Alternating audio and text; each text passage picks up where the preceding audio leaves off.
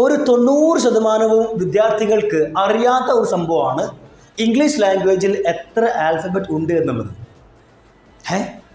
Alphabet 26, 26. ഇനി എന്താ കുറഞ്ഞോ?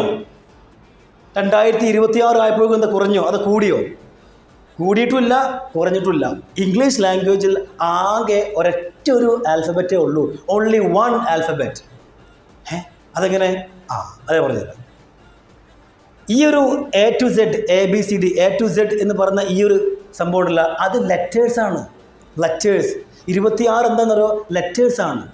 ഈ 26 ലെറ്റേഴ്സിൻ്റെ ഒരൊറ്റ ഒരു കളക്ഷൻ, ഒരൊറ്റ ഒരു ഗ്രൂപ്പിനെയാണ് എന്ത് പറയുക? ആൽഫബറ്റ് എന്ന് പറയാം.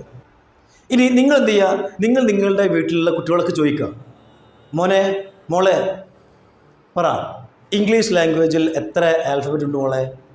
അപ്പോൾ പറയും 26. പറഞ്ഞു കൊടുക്കുക, 26 അല്ല,